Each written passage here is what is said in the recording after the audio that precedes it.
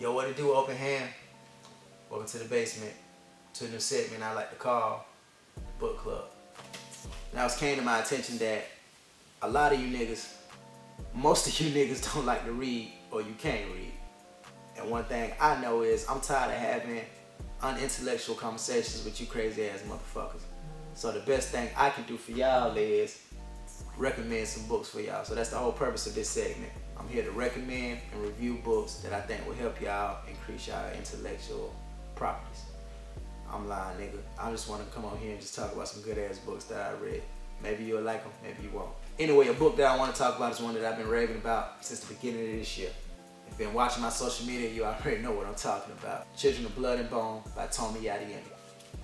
First and foremost, I want to go ahead and say this. Before y'all look up who Tomi Adeyemi is, don't even think about it, nigga. That's bae. That's mine. All me. I'll kill you. I'll slaughter your whole family. No flex. Anyway, moving on. So, Children of Blood and Bones, to everybody that when I recommended this book thought I was crazy or some shit, it's not a fucking book on voodoo. Or whatever the fuck y'all thought it was.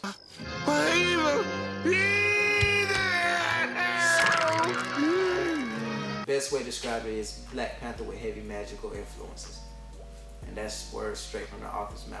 No surprise with that being said, it means it's going to be heavy in African culture, African history, or just heavy African influence, you know? Specifically when it comes dealing with the Orishan pantheon. That's very important because in this book, the Orishan gods granted magic to everybody on the land of Orisha.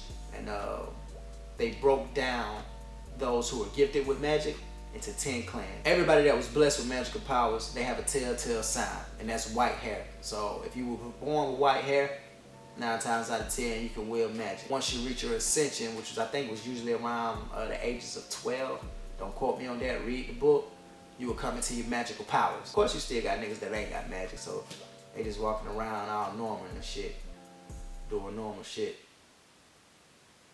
you know, sweeping.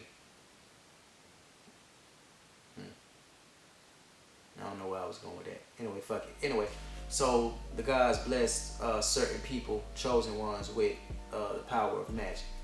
And then they broke those people into 10 clans because the 10 clans each have their own specific magic that they can wield and conjure.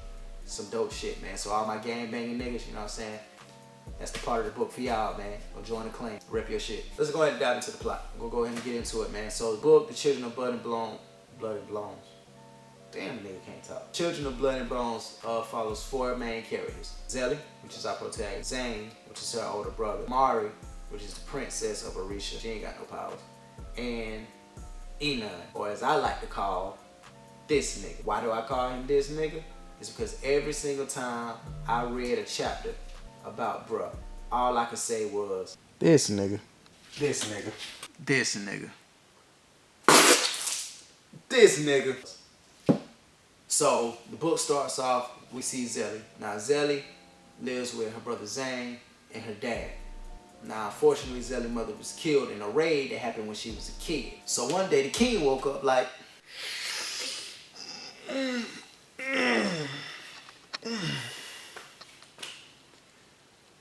you know what? I feel like slaughtering some niggas. Now Magi are the ones that can wield magic. Diviners are the children of the Magis that have yet to come into their power. So now at this point of the story, now that all the Magi have been wiped out, you only left with Diviners. And when it comes to Diviners, you can guess, hell, since the goddamn their parents was wiped out, they discriminated against them. You know what I'm saying? They treated like black people.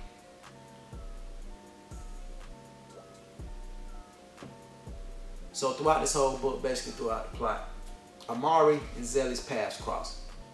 Their paths cross, and now they're sitting on this whole wild chase to bring magic back to the land of Orisha. Which brings us to the conflict of Amari, Zane, and Zelly going against the royal family.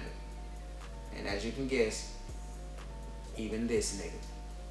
So throughout the whole book, they're going all over the land to get to this magic temple so they can do a ritual to bring back magic to the land, so that the diviners and those who have been oppressed by the king's rule can get some of that power back and show them niggas that we ain't nothing to fuck with.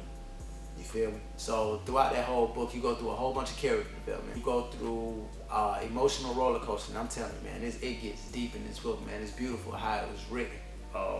Going into a more serious side, as you people can see. It's a lot to unpack within this book because there's a lot of political and social undertones in there as far as discrimination and how black people are treated in this book. I guess that's why I gravitated to it a lot or whatnot. But I'm telling y'all, Children of Blood and Bones, man, y'all gotta pick this book up, bro.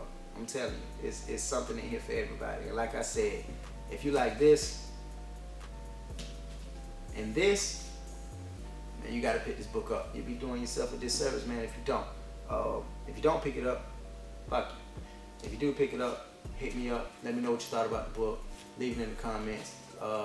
Leave me some suggestions for more books. Of course, I'm gonna come back with part 2 because this book is actually a trilogy. So I'm gonna come back and give y'all the synopsis of all the other stuff too. And I might even dive deeper than just this little small segment, because I know this was just like really just the bare minimum surface of the book. But it's definitely something y'all need to pick up, man. Shout out to the Open Hand. Shout out to all of y'all. Go pick this book up.